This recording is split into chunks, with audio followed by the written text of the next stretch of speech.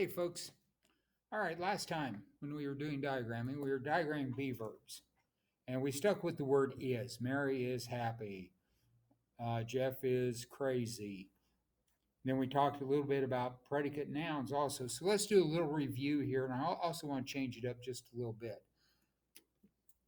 Because remember, state of being is not just the word is, it can be all sorts of things. So I want to change a couple of things around here a little bit. So let's take a look at a sentence. John feels wise. John feels wise. Well, as before, we know this is our subject and this is our predicate. And we're not saying John is wise, we're saying John feels wise.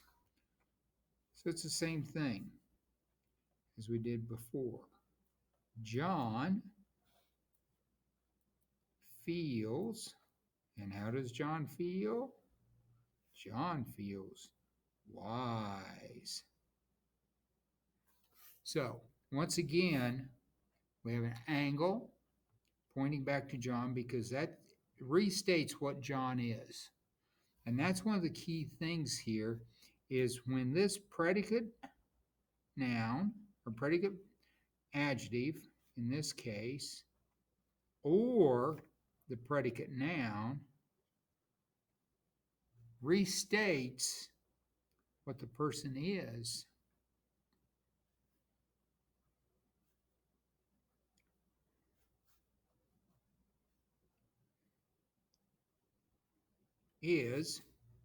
We use the slanted line. So anytime you have a predicate noun or a predicate adjective that restates what the person is, that is when, or the noun anyway, that is when you use the slanted line. Now there's going to be other times you'll use the slanted line with the predicate noun.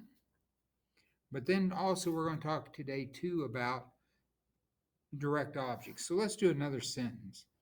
Let's get a little more complicated. How about the big dog acts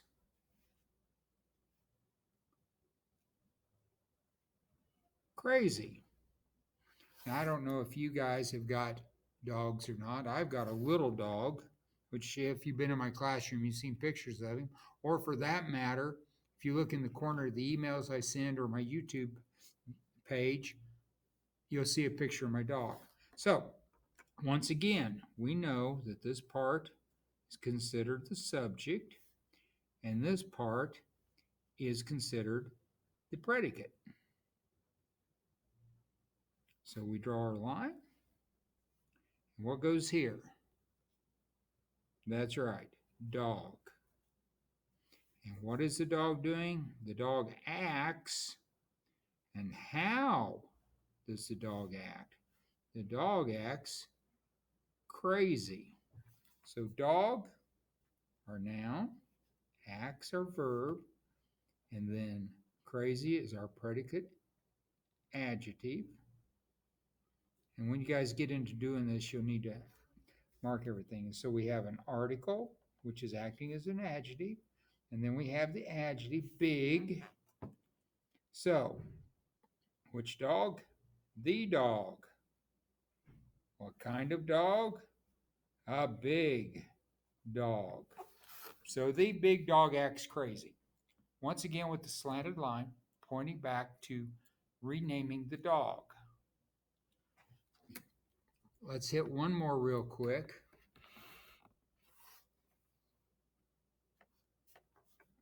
And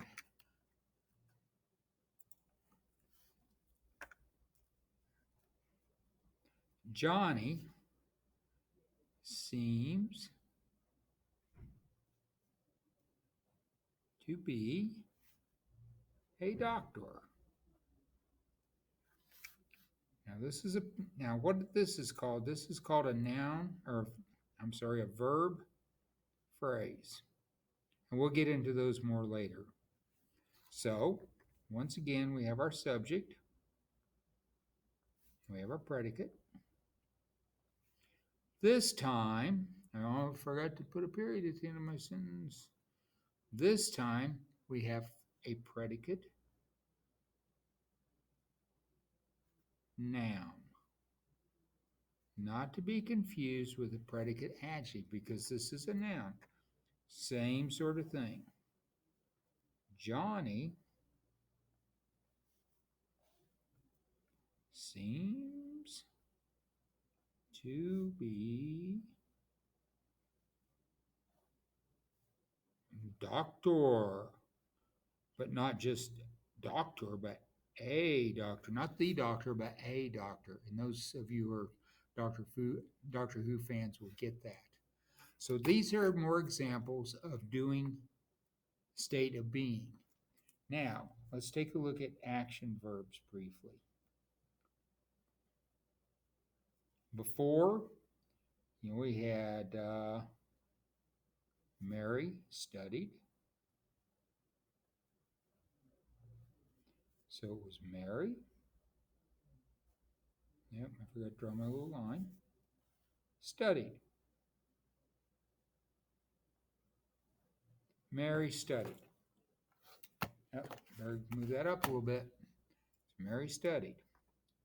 Now we are going to get into what is called a direct. We're going to start looking at direct objects.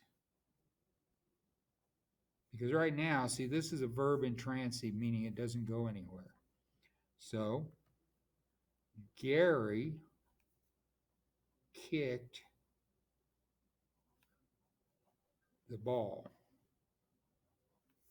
Now remember, up here, we had states of being, feels, acts, seems to be. Here, this is an action verb. All right? Of course, we have our noun, and we have our article. So what is ball? Well, when we look at a sentence like this, Gary kicked. He kicked something. So the ball is known as a direct object.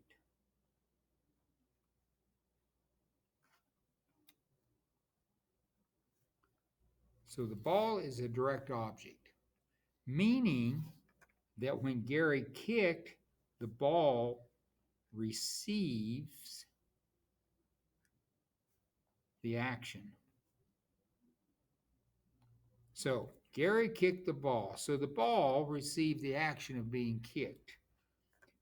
Pretty much the same sort of look to it. Of course, we put Gary over here. Then we draw our line separating the subject from the predicate because we don't want them mixing together. Kicked. Now this time, instead of a slanted line like we did before, we're going to draw a straight line. And we draw a straight line to show that the ball was kicked. In other words, it receives the action. It does not rename Gary. It just receives the action of being kicked. And which ball? It was the ball. So this is how you do a direct object. Gary kicked the ball. Gary kicked the ball. And that's how you do a simple direct object. Let's do one more and then we'll wrap up this video and pick up again next time. Jane rode her bike.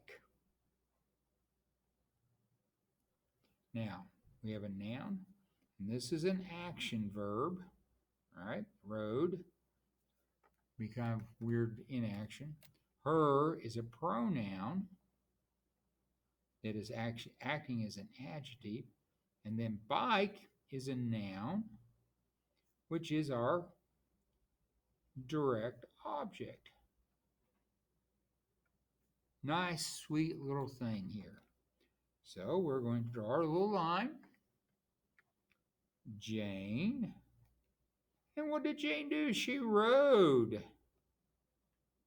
And what did she ride? She rode a bike.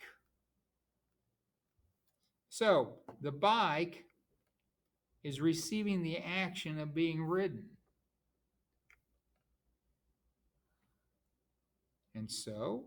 And whose bike or which bike? It was her bike.